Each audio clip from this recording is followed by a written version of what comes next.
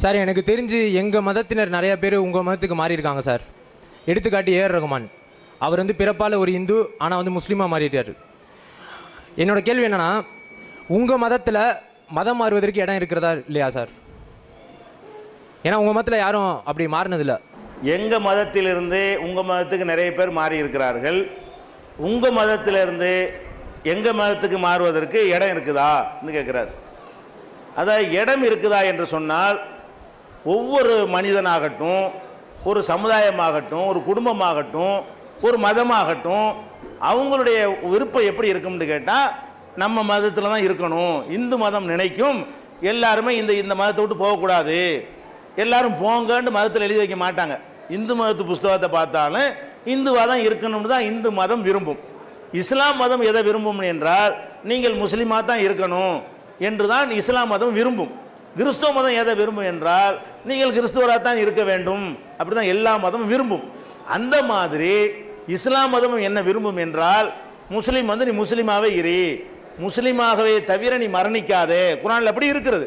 இதில் வரைச்செல்லாம் பேச வேண்டியதில்லை, என்ன இருக்குது அதை சொல்கிறோம். குரானில் என்ன இருக்குன்னு கேட்டால், வலா தமூத்துன்ன இல்லாவ அன்தும் முஸ்லிமூன், நீங்கள் முஸ்லீம்களாகவே தவிர நீங்கள் மரணிக்காதீர்கள், சாவுற வரைக்கும் முஸ்லீமாக இருங்க, இப்படி தான் அறிவுரை இருக்கிறது.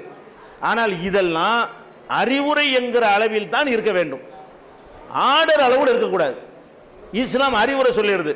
அறிவுரை சொன்ன பிறகு ஒரு இஸ்லாமிய நாடு, ஒரு முஸ்லீமாக இருக்கக்கூடியவர் இஸ்லாத்தை விட்டு வெளியே மாறிவிட்டார், அந்த அரசாங்கம் அவர் ஏதாவது பண்ண மாட்டா? பண்ணாது. அரசாங்கம் என்ன செய்யாது? அவரை தண்டிக்கக்கூடாது. அவருடைய ரைட் அது. விரும்பி ஏற்றுக்கொண்டால் இதான்ப்பா உனக்கு நல்லது, இதில் இருக்கிறதா உனக்கு சிறந்ததுன்னு சொல்லி இந்து மதத்துக்காரங்க அவங்க மக்களுக்கு சொல்லணும், கிறிஸ்தவ மதத்துக்காரங்க அவங்க மக்களுக்கு சொல்லுவாங்க. முஸ்லீமில் உள்ளவங்க என்ன செய்வாங்க? நீ ஏன்ப்பா விட்ற, இதான் நம்ம மதம், உலகாலம் கடைப்பிடிச்சிட்டு இருக்கோம், நல்ல கொள்கைலாம் இருக்குது என்று நம்ம சொல்லுவோம். அப்போ என்கிட்ட வந்தால் நான் அதைத்தான் சொல்லுவேன், உங்கள்கிட்ட வந்தால் நீங்கள் அதைத்தான் சொல்லுவீங்க, உங்கள் மதத்தான் சொல்லுவீங்க. அந்த அளவுக்கு நமக்கு ரைட் இருக்கிறது. அதெல்லாம் முடியாது, நான் போகத்தான் போகிறேன் என்று போனார்களேயானால், அவர்களை அடிக்கிறதும், அவங்கள விரட்டுறதும், அவங்கள வந்து கொலை செய்கிறதும், அவங்களுக்கு எதிராக நடவடிக்கை எடுக்கிறதும், இந்த மாதிரி எடுக்கணுமா என்றால் அது எடுக்கக்கூடாது. எங்கள் மார்க்கத்தில் என்ன சொல்லப்பட்டிருக்குன்னா, அந்த ஏற்கனவே சொன்னல, இந்த மார்க்கத்தில் நிர்பந்தம் இல்லை, வரக்கூடியவனுக்கு நிர்பந்தம் இல்லை, இருக்கிறவனுக்கு விரும்புனா இரி, லா இக்ராஹ ஃபித்தீன், இந்த மார்க்கத்தில் எந்த விதமான வற்புறுத்தலும் இல்லை. கத்த பையன ருசுது மினல் கையி, நேர்வழி இது தவறான வழி இது என்று தெளிவுபடுத்தி விட்டோம், பிடிச்சா ஏறி பிடிக்காட்டி போயிட்டே ஏறி என்று தான் இந்த மார்க்கம் என்ன செய்து சொல்கிறது. அவருக்கு இறைவன்ட்ட மறுமையில் அவர் குற்றவாளி ஆவார் என்று தான் சொல்லுவோமே தவிர, உலகத்தில் அவருக்கு உரிய அந்த உரிமை என்ன செய்ய மாட்டோம்.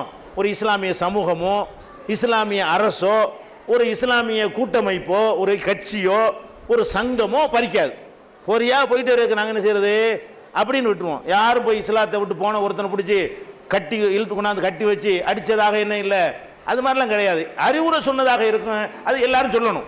அதை நம்ம குறை சொல்ல முடியாது. இந்துக்களுக்கு சொல்லுங்கள், கிறிஸ்தவர்களுக்கு சொல்லுங்கள், முஸ்லீம்கள் முஸ்லீம் பிள்ளைகளுக்கு சொல்லட்டும். அறிவுரை எடுபடாமல் அவனுக்கே இல்லை நம்பிக்கை இல்லை, போனால் போயிட்டு போ, நமக்கு என்னத்துக்கவன், அவனுக்கு நம்பிக்கை இல்லை, அல்லா மேலே நம்பிக்கை இல்லை, நபிகள் நாயகத்து மேலே நம்பிக்கை இல்லை, மறுமை வாழ்க்கையில் நம்பிக்கை இல்லைன்னா போயிட்டே இரு, எங்களுக்கு என்ன நஷ்டம் உனக்கு தான் சொல்லிட்டு போயிட்டே இருப்போம். இதுதானே தவிர ஆசை என்னவென்றால், எல்லா மதத்தவருக்கும் ஆசைப்படுவது போல இஸ்லாமும் அப்படி தான் ஆசைப்படுகிறது. ஆனால் என்ன ஒரு கேள்வி அவர் கேட்குறாருன்னா, இங்கேருந்து நிறைய வர்றாங்க, அங்கேருந்து வரமாட்டேங்கிறாங்களேன்னு அவர் கேட்குறாரு. அதுதான் முக்கியமானது. இப்போ நாங்கள் எல்லா முஸ்லீமும் வந்த ஆளுக்கு தான் நிறைய வர்றாங்கன்னு இல்லை, அனைவருமே இந்தியாவில் இருக்க 20 கோடி முஸ்லீம்களும் யார் தான் நாங்கள், அது வந்து முஸ்லீமாக வந்து பிறந்தவர்கள் கிடையாது, நபிகள் நாயகத்தினுடைய வம்சாவளி கிடையாது, அரபு நாட்டிலேருந்து நாங்கள் இறக்குமதி ஆனவர்களும் கிடையாது. எங்களை எடுத்தால் 4, 5, 10, 15 தலைமுறைக்கு முன்னாடி போனீங்கன்னா எல்லாம் இந்துக்களாக தான் இருந்தாங்க, அதெல்லாம் மறுக்க இயலாது. நாங்கள் எல்லாருமே ஒருத்தர் 5 தலைமுறைக்கு முன்னாடி இந்துவாக இருந்திருப்பார், ஒருத்தர் 10 தலைமுறைக்கு முன்னாடி இந்துவாக இருந்திருப்பார், ஒருத்தர் 2 தலைமுறைக்கு முன்னாடி இருந்திருப்பார். நாங்கள் எல்லாருமே, நீங்கள் ஒருத்தர் 2 பேர் வர்றா நீங்கள் நினைக்கிறீங்க, நாங்கள் அனைவருமே அப்படித்தான். அரபு யாருமே நபிகள் நாயகத்தினுடைய வாரிசா நாங்கள்லாம், அவங்க பரம்பரையா, அவங்க அரபி, நாங்கள் வந்து தமிழர்கள். அந்த ரத்தத்துக்கு எங்களுக்கு சம்மந்தமே இல்லை. அந்த கொள்கை பிடிச்சிருக்கு. எதுக்காக நம்ம இது மாறினார்கள் என்று சொன்னால், சில விஷயங்கள் வந்து மனிதர்களை பாதிக்கக்கூடிய சில விஷயங்கள் நடக்கும் பொழுது இந்த மாதிரி சிந்தனைகள் வரும். குறிப்பாக அதிகமாக மாறினதுக்கு காரணம் என்னென்னு கேட்டிங்கன்னா, அந்த சாதி கொடுமை, தீண்டாமை, ஒருத்தர் பார்க்கக்கூடாது, தொடக்கூடாது, ஒரே மதம் என்று சொல்லிக்கொண்டு இந்த தெருவில் தண்ணி எடுக்க வரக்கூடாது, இந்த குளம் எங்கள் குளம், அது உங்கள் குளம், இந்த டீ கடையில் வந்து உனக்கு வந்து சிரட்டையில் கொடுப்போம், கொட்டாங்கச்சியில் கொடுப்போம், உனக்கு வந்து கிளாஸில் கொடுப்போம், இந்த மாதிரியெல்லாம் சிலதை பார்க்கும் பொழுது அந்த மக்கள் என்ன பண்ணுறாங்கன்னா ஒரு பெரிய கொள்கைன்னு ஆராய்ச்சி பண்ணிலாம் வர்றது கிடையாது. இஸ்லாத்தினுடைய கொள்கை அது ஒரு தனியாக இருக்கிறது. வரக்கூடிய அத்தனை பேர் கொள்கை அடிப்படையெல்லாம் வரமா என்ன பார்ப்பாங்க, எப்படி நம்மளை கூட தெருவில் நடக்க விட மாட்டேங்கிறாங்க, ஒரே மதம்ங்கிறாங்க, தண்ணி கூட குடிக்க விட மாட்டேங்கிறாங்க, செத்து போன பணத்தை கூட கொண்டு போக விட மாட்டேங்கிறாங்க, இவங்க ஒரு தட்டில் உட்காந்து ஒன்றா சாப்பிட சொல்கிறாங்க, இது நல்லா இருக்கு இதுதான். அப்போ என்னன்னு கேட்டால் அந்த நீங்கள் அந்த அதெல்லாம் மாறிடுச்சுன்னு சொன்னால் நீங்கள் சொல்லக்கூடியது வராமல் இருக்கும். அந்த சில விஷயங்கள் வந்து அவனுக்கு பாதிக்கப்படும் பொழுது அவன் ஒரு முடிவை நோக்கி போக தானே செய்வான்.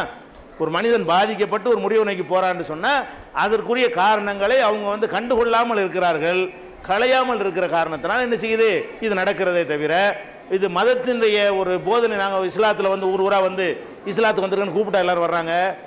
அது கிறிஸ்துவர்களாக கொஞ்சம் கொஞ்சம் இப்படி பண்ணுறாங்க, நாங்கள் பண்ணுறது கிடையாது.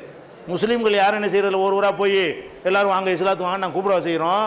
அவங்கவுங்களாக தான் வர்றாங்க. எதனால் வர்றாங்க, அந்த சூழ்நிலைகள் உருவாக்கப்படும் பொழுது நமக்கு சமத்துவம் கிடைக்க மாட்டேங்குது, பேசாமல் இது வேணாம், சமத்துவம் இருக்கிற இடத்துக்கு போயிடுவோன்னு வர்றாங்க. இதுதான் காரணம்.